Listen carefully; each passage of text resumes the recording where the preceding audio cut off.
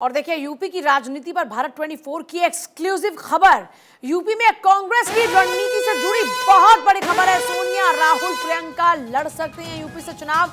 लोकसभा चुनाव में मुंबई में होने वाली बैठक में लिया जा सकता है बड़ा फैसला। यूपी में कांग्रेस की रणनीति से जुड़ी है बड़ी खबर। इस वक्त देखिए बड़े नेताओं को यूपी से चुनाव में उतारा जा सकता है। इंडिया गठबंधन के तहत उनमें राहुल गांधी स्वयं, सोनिया गांधी और प्रियंका गांधी भी इस बार मैदान में उतर सकती हैं। यूपी की राजनीति पर भारत 24 की यह है एक्सक्लूसिव खबर। यूपी एडिटर अवनीश विद्यार्थी हमारे साथ में। अवनीश, यूपी को लेकर ये बड़ी राजनीति है। वैसे भी कहा जाता है कि दिल्ली का रास्ता यूपी से होकर, लखनऊ से होकर गुजरता है, और अभी यूपी को लेकर पूरा फोकस शुरू हो चुका है इंडिया गठबंधन का।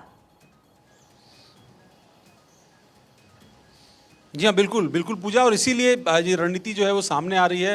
ये बताया जा रहा है सूत्रों के हवाले से कि एक बड़ी तैयारी है इंडिया गठबंधन की उत्तर प्रदेश को लेकर के, क्योंकि लगातार जब से संगठन बना, पटना में मीटिंग हुई, फिर बेंगलोर के अंदर हुई, अब मुंबई के अंदर हो रही है, तो ये कहा जा रहा है कि अब चुनाव की बात होनी चाहिए, सीट शेयरिंग की बात होनी चाहिए। तो अब इन बातों में एक मोटा मुद्दा जो इस बार मुंबई में जा रहा है वो है कि उत्तर प्रदेश को कैसे जीता जाए, क्योंकि अगर उत्तर प्रदेश नहीं जीता गया तो एक साथ आप 80 लोकसभा की सीटें गंवा बैठते हैं, और ऐसे में एनडीए गठबंधन एक बड़ी लीड जो है वो उत्तर भारत से मिल जाती है। तो ऐसे में इस पूरे मोमेंटम को कैसे कुंद किया जाए, इसके लिए रणनीति सामने आई, और इसीलिए इसमें राहुल गांधी, प्रियंका, सोनिया के साथ साथ यहां तक कि मल्लिकार्जुन खड़गे के भी नाम की चर्चा है, और कहा जा रहा है कि उनको लखनऊ के पास की एक सुरक्षित सीट है बाराबंकी, जहां कभी पीएल पुनिया भी सांसद रहे हैं 2009 में, उस सीट से उम्मीदवार बनाया जा सकता है, तो उनके नाम की भी चर्चा है। साथ ही साथ नीतीश कुमार जो फूलपुर से जिनकी उम्मीदवारी की चर्चा हो रही थी, तो उनके नाम की भी चर्चा है।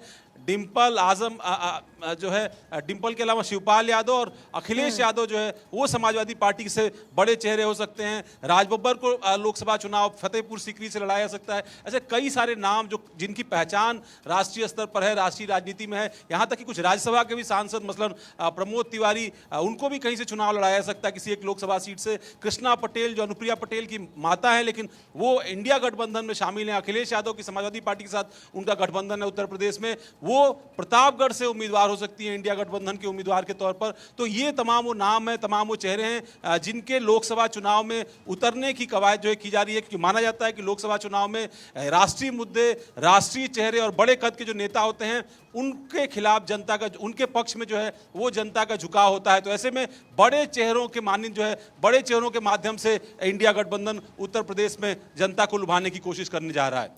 अच्छा, एक सवाल मेरे जहन में आया कि आम तौर पर हमने देखा कि जो भी बड़े नेता रहे जिन्होंने देश की कमान को संभाला, यूपी से उनका नाता रहा नहीं रहा, लेकिन चुनाव उन्होंने वहां से लड़ा। अब क्या ये एक टोटका भी हो सकता है कि जब आप अपने गठबंधन को बड़ा करने की कवायद में जुटे हैं तो वो टोटका यूपी वाला अप्लाई करने की भी कोशिश है, या फिर ये सिर्फ रणनीति का हिस्सा है? देखिए, रणनीति का भी हिस्सा है, टोटका भी। सियासत में आपको पता है कि नेता तो धर्म कर्म और शुभ अशुभ बहुत सारा चीज़ें देखते हैं। आप देखिए, मलमास था तो कांग्रेस पार्टी ने अपनी रिव्यू मीटिंग्स बंद कर दी थी। कल मलमास खत्म हुआ तो वैसे ही स्टेट्स की रिव्यू मीटिंग शुरू हो गई।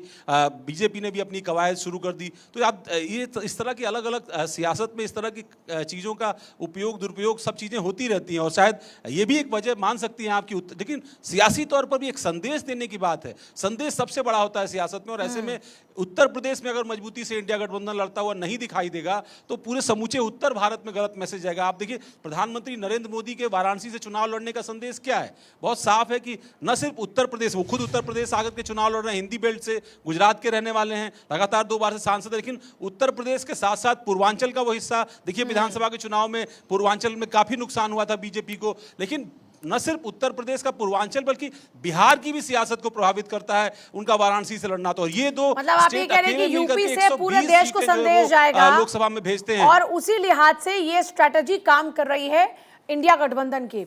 बहुत शुक्रिया आपका पूरी जानकारी देने के लिए।